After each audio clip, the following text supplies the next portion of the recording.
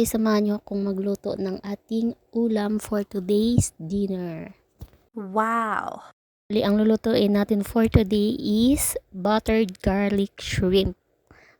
Bali, dito sa ating kawali, mag-gisa tayo ng ating garlic na, syempre damihan natin guys kasi buttered garlic nga yung lulutuin natin. Gisa lang natin hanggang sa maging golden brown yung ating garlic. After nyan guys, isunod na natin yung ating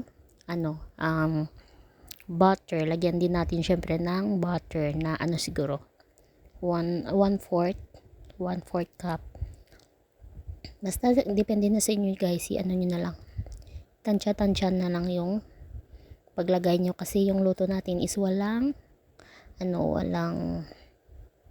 tansyahan na lang ba.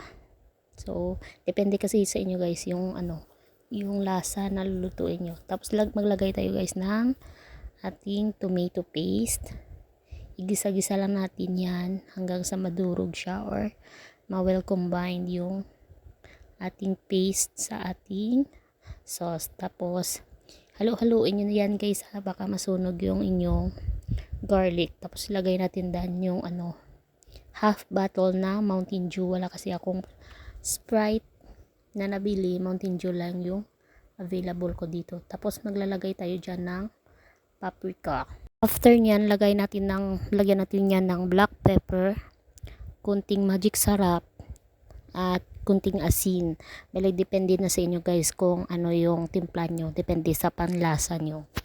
Tapos after nyan guys, pakuluin na natin hanggang sa mag-reduce yung kanyang sauce. At ilalagay na natin yung ating shrimp.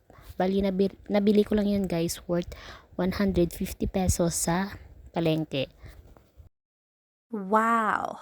Tapos guys, lutuin lang natin yan ng kunting minuto lang guys. Huwag nating i-overcook kasi pangit siya once ma-overcook nyo siya. Kasi yung balat niya is nasasama na sa kanyang laman. Mahirap siya tanggalin kung kakainin nyo.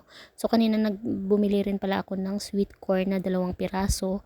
Bali worth 45 pesos.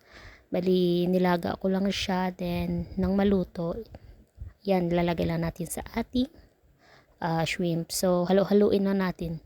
Naghanap pala ako kanina ng green shell, lalagyan ko sana kaso wala akong nakita eh. So ayan guys, malapit na yung maluto yung ating buttered garlic shrimp with corn or sweet corn. Tapos lalagyan lang natin yan ng konting parsley. Ayan guys, ang sarap-sarap niyan guys. So andyan lang, kain tayo. Thank you for watching. Bye.